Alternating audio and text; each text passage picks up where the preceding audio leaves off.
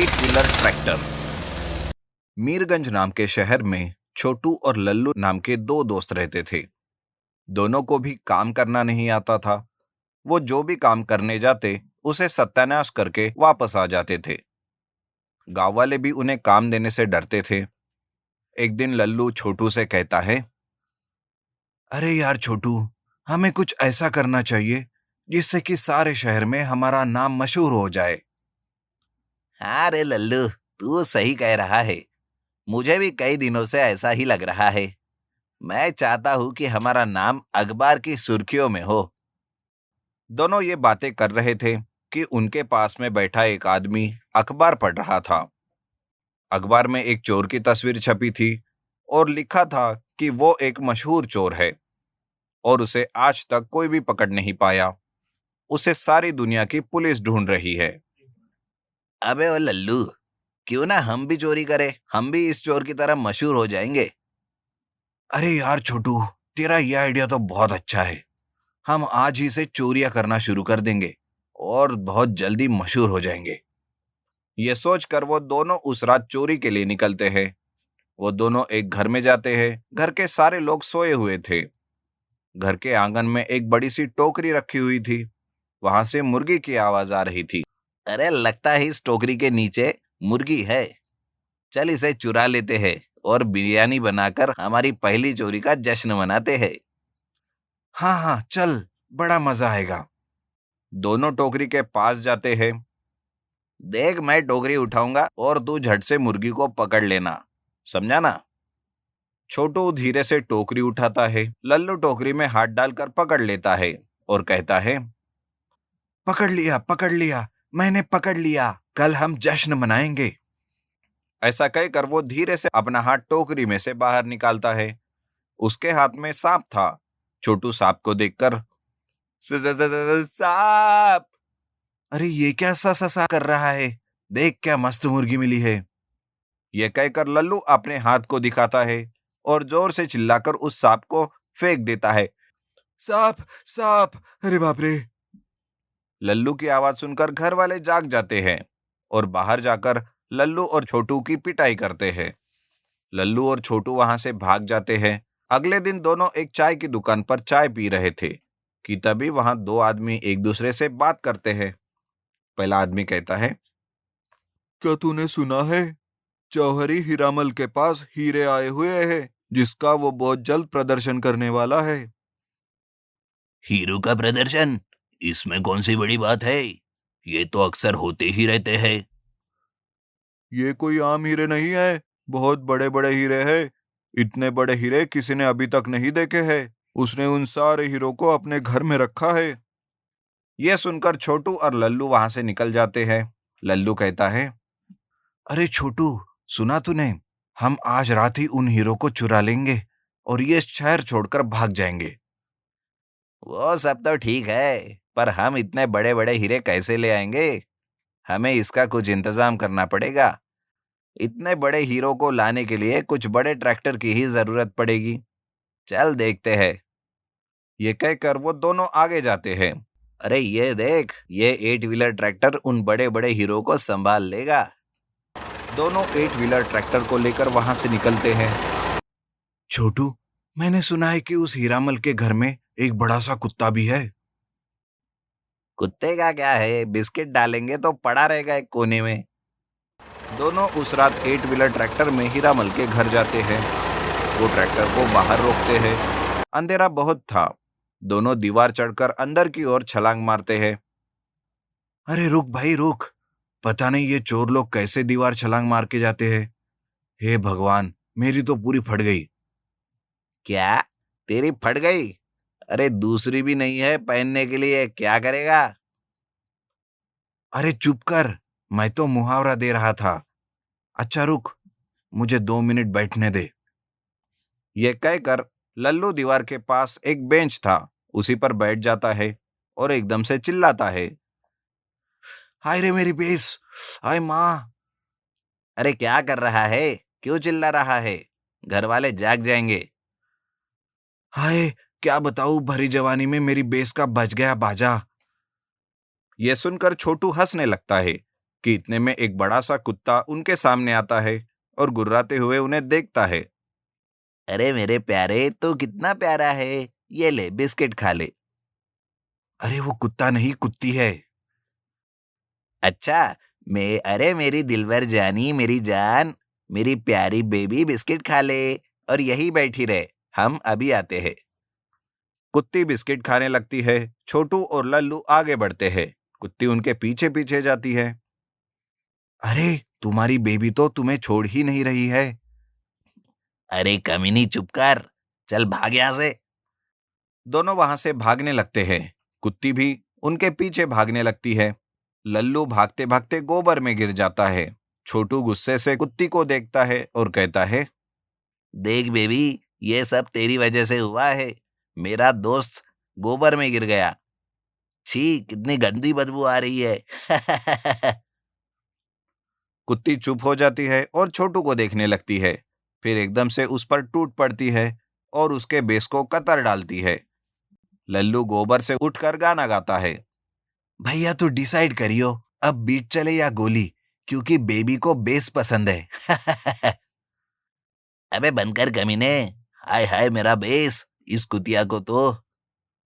दोनों जैसे तैसे करके उस कुत्ती को एक कमरे में बंद कर देते हैं और हीरे रखे हुए कमरे में जाते हैं। वो सारा कमरा हीरो से भरा हुआ था। हीरे चमक रहे थे। बहुत बड़े बड़े हीरे थे। वो दोनों हीरो को देखकर आश्चर्यचकित होते हैं। दोनों हीरो को थैलों में भरकर 8 व्हीलर ट्रैक्टर में रखते हैं और वहां से भाग निकलते हैं। इधर हीरामल नींद से जागता है और वो पुलिस को फोन करता है। पुलिस हीरामल के घर आती है और पूछताछ करती है। सर सर मेरे हीरे ही नहीं, मेरा 8 व्हीलर ट्रैक्टर भी दिखाई नहीं दे रहा है। इसका मतलब है जिस किसी ने भी हीरे चुराया है उसने 8 व्हीलर ट्रैक्टर भी चुराई होगी। पुलिस सारे रास्तों की नाकाबंदी करती है। इधर लल्लू और छोटू आराम से 8 व्हीलर ट्रैक्टर में जा रहे थे। जैसे ही वो शहर के बाहर आने लगते हैं, पुलिस की नजर 8 व्हीलर ट्रैक्टर पर पड़ती है। पुलिस उन दोनों को रोकती है। क्या बात है सर, क्यों रोका? तुम दोनों बहुत बड़े वीआईपी हो ना, इसलिए रोका है। अरे सर, हम अभी वीआईपी बने नहीं, लेकिन बन जाएंगे। बहुत हो गया मजाक। ये ट्रैक्टर किसका है? ये किसी और की होती तो हम क्यों चलाते? ये हमारी है। पुलिस हीरामल के कुत्ती को आगे लाते हैं। छोटू कुत्ती को देखकर, अरे बेबी, तुम यहाँ। मैंने कहा ना, उसे तुम्हारा बेस बहुत पसंद है। पुलिस को हीरे 8 व्हीलर ट्रैक्टर में मिलते हैं। हीरो को और 8 व्हीलर ट्रैक्टर को हीरामल को सौंप देती है। छोटू और लल्लू को पीटते हुए पुलिस स्टेशन ले जाते हैं। House restoration. नागपुर नाम के गांव में विराट और पीहू नाम के पति पत्नी रहते थे। पीहू को भगवान पर कुछ ज्यादा ही भक्ति थी। वो सुबह उठकर भगवान की पूजा करती, फिर अपने पति की, उसके बाद घर का काम शुरू करती थी। एक दिन विराट कहता है, देखो पीहू, तुम जल्दी से अपनी पूजा खत्म कर लो। वो आज घर की मरम्मत और पेंटिंग करने वाले कुछ लोग आने वाले हैं। क्या? घर की पेंटिंग और मरम्मत? अरे 6 महीने पहले ही तो आपने पेंटिंग करवाया था। हाँ, तुम्हारी आरती और पति भक्ति से घर की क्या हालत हो गई है देखो। पीहू घर के मंदिर में कई सारे भगवानों की तस्वीरें लगाई हुई थी, पर एक भी भगवान का चेहरा उसमें दिखाई नहीं दे रहा था, क्योंकि वो तस्वीरें पीहू की आरती की वजह से काली हो चुकी थी। कभी कभी तो विराट का चेहरा भी काला हो जाता था। पेंटिंग और मरम्मत करने के लिए नौकर आते हैं। पीहू पूजा कर रही थी। विराट उन लोगों को काम समझा देता है। उनके घर का रिस्टोरेशन का काम शुरू हो जाता है। इधर पीहू भगवान को आरती देकर अपने पति के पास आरती की थाली लेकर आती है। आरती देखकर सारे नौकर घबरा जाते हैं। सुनिए, थोड़ा सा टेबल पर खड़े हो जाइए। अरे पर क्यों? वो मुझे आपकी आरती देने के बाद आपके पैरों को छूकर आपका आशीर्वाद लेना है। वो क्या है ना कि मेरे कमर में दर्द है, मैं झुक नहीं सकती। विराट टेबल पर चढ़ता है। पीहू की आरती की वजह से जो धुआं निकल रहा था, उससे विराट की आंखें जल जाती है और वो टेबल पर से गिर जाता है। उसकी आंखों की रोशनी धुंधली हो जाती है। पीहू विराट को हॉस्पिटल लेकर जाती है। डॉक्टर विराट की आंखों में कुछ दवाई डालकर उसकी आंखों पर पट्टी बांध देते हैं और कहते हैं, देखिए, घबराने की कोई बात नहीं है। 15 दिन तक इनकी आंखों पर यह पट्टी ऐसी ही रहेगी। पीहू विराट को लेकर घर आती है कि तभी उसका पड़ोसी शंकर विराट से मिलने आता है। वो कहता है, अरे विराट, ऐसा कैसे हो गया? अब तुम कैसे अपने घर का काम कर पाओगे? अगर तुम्हें किसी चीज की जरूरत हो तो मुझसे मांग लेना, मैं कर दूंगा। ठीक है, तुम्हें मेरा ख्याल है शंकर, तुम ही मेरे अच्छे दोस्त हो। अगर कोई काम होगा तो मैं जरूर बुला लूंगा। ठीक है विराट, मैं चलता हूँ। शंकर के जाते ही विराट पीहू से कहता है, अरे ये शंकर एक नंबर का नालायक है। ये हमेशा कुछ ना कुछ बहाना बनाकर कमबख्त चाय पीने आ जाता है। विराट यह कह ही रहा था कि शंकर वापस आता है और विराट की सारी बातें सुन लेता है और खांसते हुए आकर कहता है, अरे वो मैं अपनी थैली तो भूल ही गया था, लेने आया हूँ। शंकर को देख के विराट नकली हंसी हंसते हुए कहता है, आ, आ, अरे शंकर, तुम कब आए? शंकर भैया चले गए? अरे पहले बताना था ना कि वो आया हुआ है। आपने मुझे मौका कहाँ दिया था बताने का? देखो पीहू, सारा काम अच्छे से करवाना, समझी? घर का रिनोवेशन चल रहा था तो पीहू घर के कुछ सामान घर के आंगन में रखती है ताकि नौकरों को कहीं तकलीफ ना हो। वो अपने फ्रिज और कई सारी चीजें आंगन में रखती है। तभी वहां से एक चोर गुजर रहा था। वो पीहू के आंगन में रखी टीवी को देखकर कहता है, अरे वाह, एलईडी टीवी! इसके तो मुझे आराम से 15-20 हजार मिल ही जाएंगे। ऐसा कहकर वो चुपके से उस टीवी को चुरा लेता है और उसे बाजार में बेच देता है। इस तरह वो रोज एक चीज को चुराने लगा। एक दिन चोर अपने मन में सोचता है, अरे ऐसी एक एक चीज कब तक चुराता रहूंगा मैं? मैंने सुना है इस घर का मालिक अंधा है।